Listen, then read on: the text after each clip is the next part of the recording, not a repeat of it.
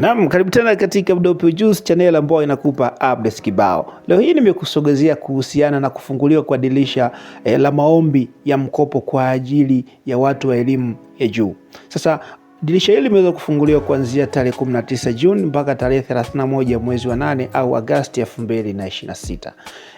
Sasa katika video hii nitakuonyesha tutaweza kutumaje haya maombi, mifumo gani ambayo tutaweza kutumia, kwa sababu maombi haya yatatumwa kwa njia ya mtandao. Sasa kama bado hujasubscribe, hii ni Mdope Ujuzi. Sasa tumerudi tena, unaweza ukasubscribe channel yetu ya Mdope Ujuzi au Mdope Mifumo. Sasa katika taarifa hii imeweza kuelezwa kwamba muombaji atatakiwa kuwa na NIDA, lakini haitamzuia yule ambaye atakuwa bado hajatimiza miaka 18 kuomba. Vile vile utatumia anwani za makazi za mfumo wa kidigitali ambazo zinajulikana kama NaPA.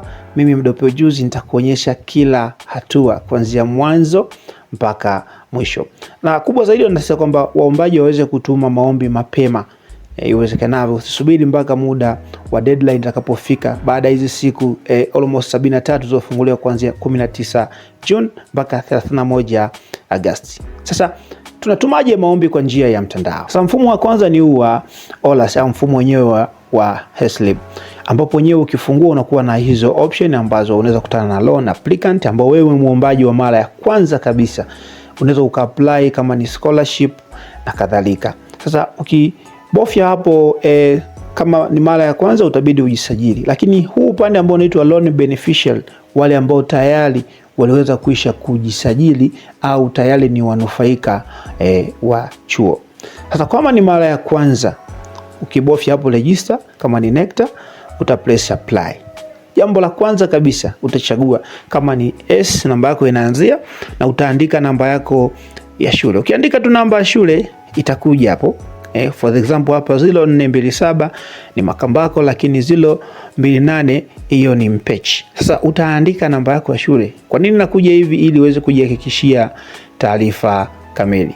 Baada ya kuandika namba ya kituo, utaandika namba yako ya mtihani na kumalizia mwaka husika. Namba ya mtihani always inakuwa ni moja, lakini mwishoni mwaka ndio unaotofautisha majina. Kama umeona majina hapo yametokea, let's say huyu Agnes Edward, kama ni yeye utabofya confirm. Sasa hatuwezi kuconfirm kwa sababu hii ni just trial.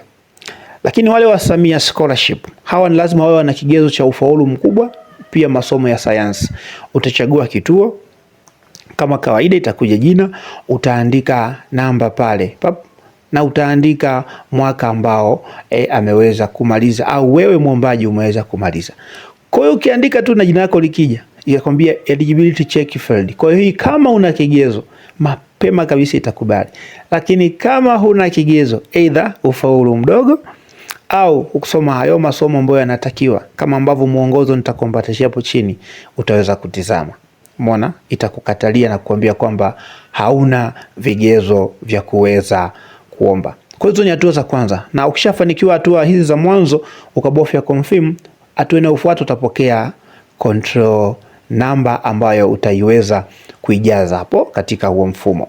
Sasa katika mwongozo huu ambao umeeleza mambo mengi, sitaweza kukusomea kwa sababu actually nimekuambatishia hapo kwenye maelezo au description, au unaweza ka download kwenye comment ya kwanza kabisa hapo. Nakukumbusha tu, hii ni Mdope Ujuzi, vile ni Mdope Mifumo. Kama bado hujasubscribe, tafadhali subscribe. Kwa hiyo huo ndio mwongozo ambao wenyewe utakuonyesha je, ni kozi gani ambazo zenyewe zipo eligible au kozi gani zizopewa kipaumbele kwa mwaka 2026 2027. Ndio, ukiachana na mfumo mkuu wa kutuma maombi ya mkopo, kuna mifumo mingine miwili ya ziada ambayo lazima uifahamu. Wa kwanza kuna mfumo unaitwa eRITA na mfumo mwingine unaitwa NaPA. Sasa mifumo hii itakuwezesha kuweza kukamilisha taarifa za msingi katika mfumo mama. Tukianza na huu mfumo wa ziada ambao wa eRITA, wenyewe ni mahususi kwa ajili ya vifo na vizazi. Hapa tunaenda kufanya nini? Kwanza, kama ni mara ya kwanza utaingia kwenye huu mfumo, utahitaji kujisajili na kuweza log in. Sasa hatua gani za kujisajili kwenye huu mfumo? Kuna video nimekuwekea hapo chini. Sasa mfumo huu wa vifo na vizazi au eRITA wenyewe ni mahususi zaidi kwa ajili ya huduma za vifo na vizazi. Kama moja, unataka kuomba cheti kipya 2, unataka kuchange kutoka cheti cha zamani kuja cheti kipya.